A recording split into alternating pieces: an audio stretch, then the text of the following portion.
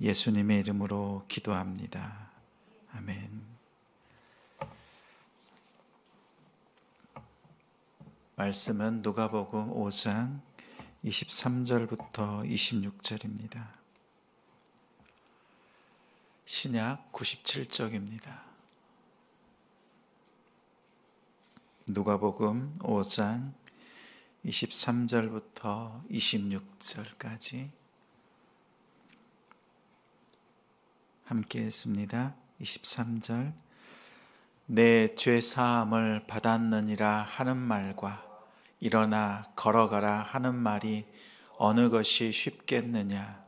그러나 인자가 땅에서 죄를 사하는 권세가 있는 줄을 너희로 알게 하리라 하시고 중풍병자에게 말씀하시되 내가 네게 이르노니 일어나 내 침상을 가지고 집으로 가라 하시매 그 사람이 그들 앞에서 곧 일어나 그 누웠던 것을 가지고 하나님께 영광을 돌리며 자기 집으로 돌아가니 모든 사람이 놀라 하나님께 영광을 돌리며 심히 두려워하여 이르되 오늘 우리가 놀라운 일을 보았다 하니라. 어느 말이 더 쉽겠느냐? 어느 말이 더 쉽겠느냐라는 제목으로 말씀 전합니다. 오늘 말씀의 구절은 마태복음 9장과 마가복음 2장에 함께 기록되었습니다. 배경은 17절에 각 마을과 유대와 예루살렘, 그곳에서 온 바리새인들, 서기관들이 앉아 있습니다. 예수님께서 말씀을 가르치시는 그 현장에 각 지역에 있는 말씀 꽤나 안다고 하는 자들이 모였습니다. 이 배경을 보면 예수님께서 치료하시고 가르치는 그 장소에서 배우기 위해서 왔다기보단 예수님의 말씀에 꼬투리를 잡고 예수님의 사역에 회방하는 그 무리들이 그 자리에 있었음을 오늘 17절은 말합니다. 덧붙여서 설명하기를 병을 고치는 주의 능력이 예수와 함께 하더라. 병 고치는 능력이 예수님께 있음을 말했습니다. 중풍병자 그리고 내 친구가 들것에 중풍병자를 메고 예수님께 나왔습니다. 그러나 수많은 사람들, 무리들 때문에 들어갈 수 없습니다. 지붕을 뜯었습니다. 중풍병자를 매달아 기어코 예수 앞에 내려놓습니다. 예수님은 그들의 모습을 보시고 그들의 믿음을 보시고 선포합니다. 내가 죄 사함을 받았느니라. 이 사건을 통해서 예수님께서 사람들에게 보여주시고 깨닫게 하시는 이미지가 있습니다. 먼저 이 사건에는 세 가지 부류의 사람들이 있습니다. 먼저는 무리입니다. 예수님께 나온 무리들, 사람들 중에서 부류들 중에서 무리들입니다. 자신의 문제를 가지고 예수님을 찾은 사람들, 많은 인생의 문제들, 마음의 문제, 질고의 문제를 가지고 예수님께 나왔는데 이들의 태도는 다릅니다. 18절에 중풍병자를 사람들이 침상에 메고 예수님 앞에 나아가려고 하지만 그 무리들 때문에 예수님께 나아갈 수 없었습니다. 이 말씀을 다시 되돌려 보면 장애우라고 해도 그에게 양보할 마음이 없는 무리들입니다. 다른 사람이 예수님을 만나는 데에 배려할 마음이 없습니다. 이 무리들은 자신의 문제를 가지고 예수님께 해결함 받기 위해서 나왔습니다. 내가 고침받고 내가 회복되고 내가 응답받는 게 중요한 사람들입니다. 다음은 중풍병자를 메고 온 네 사람들입니다. 이웃의 아픔과 고통을 스스로 짊어지고 예수님께 나왔습니다. 예수님은 이들의 믿음의 상태, 그것을 보시고 죄사함을 선포하셨습니다. 치료를 위해서 방법을 찾습니다.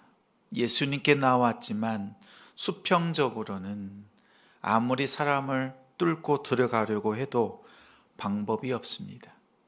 수평적인 방법이 막히자 수직적인 방법으로 남다르게 예수님께 나아갑니다. 만약 이 수직적인 방법이 또 없었다면 이들은 어떠한 방법을 써서라도 기어코 어떻게든지 예수 앞에 내려놓고 응답받았을 것입니다. 그들의 방법은 어떠한 모양, 어떠한 상황보다 예수님 앞에 가면 해결받는다. 이 믿음으로 나아갔습니다. 그 무리들 또 그 사람들 앞에 먼저 와 있었던 바리새인과 서기관들이 있습니다. 그들은 백성들의 영적인 문제를 책임지는 자들입니다. 그러나 오늘 본문의 말씀을 보면 그들의 영적인 상태는 중풍병자와 다르지 않습니다.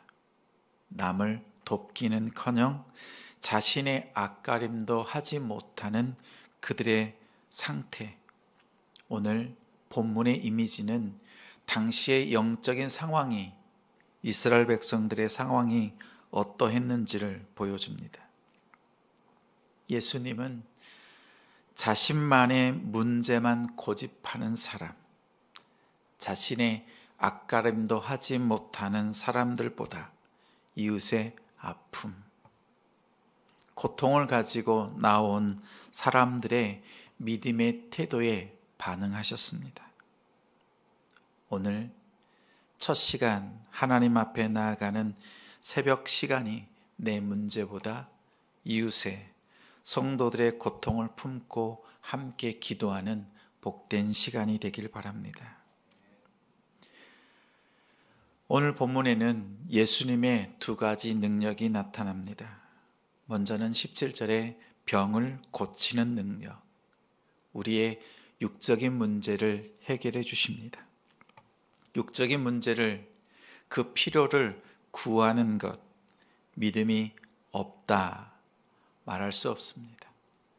우리의 모든 것을 채워주시고 공급하시는 그 예수님께, 또 치료하시는 그 주님 앞에 나아가는 우리가 되길 바랍니다.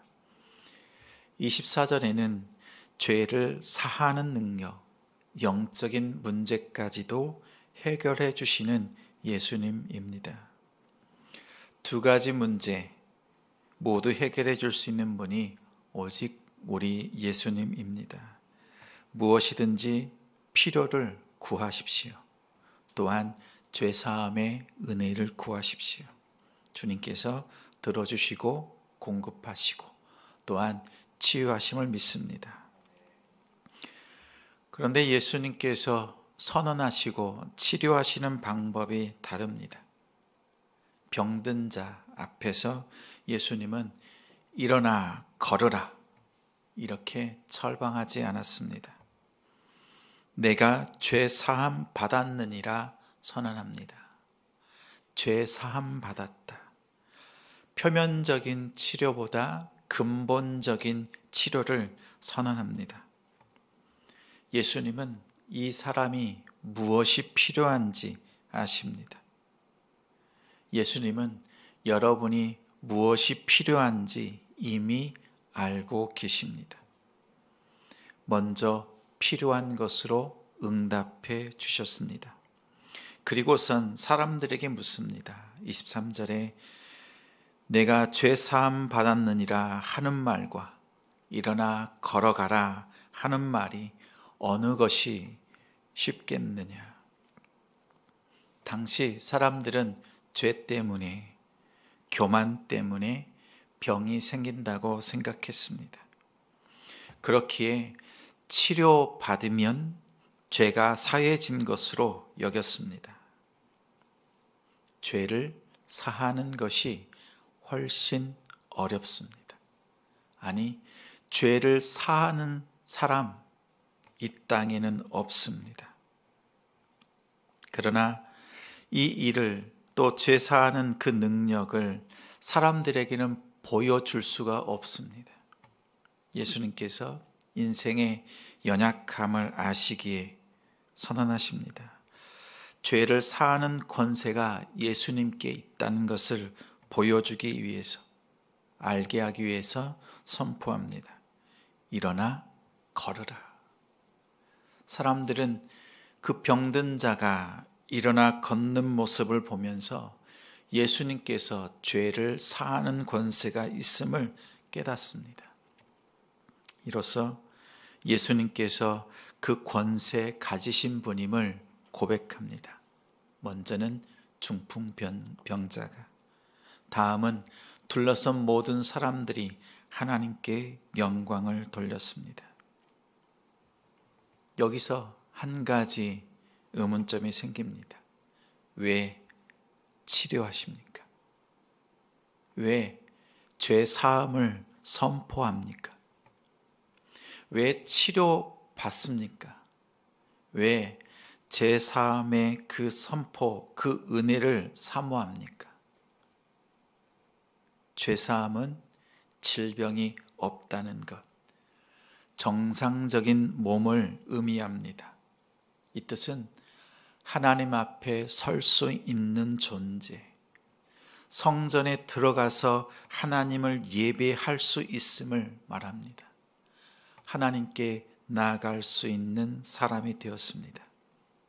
전에는 죄 때문에, 질병 때문에 하나님께 나아갈 수 없는 존재였지만, 이제는 예수님 때문에, 예수님께서 죄 사함을 선언하심으로 우리가 하나님께 나아갈 수 있는 존재가 되었습니다. 하나님께 나아가기 위해서 죄 사함의 선언이 필요합니다. 예수 그리스도를 통해서 병 고침과 죄 사함이 우리 가운데 있습니다. 예수님은 병을 치료하시고 죄를 사하는 권세, 이 둘을 다 가지고 계십니다. 예수님만이 우리의 정답이 되십니다. 오늘 이 새벽 시간에 주님께서 말씀해 주시고 치료하시고 죄사함의 그 은혜 가운데서 하나님께 영광 돌려드리며 하나님 앞에 기쁨으로 살아가는 오늘 하루가 되기를 우리 주님의 이름으로 축원합니다. 기도합니다.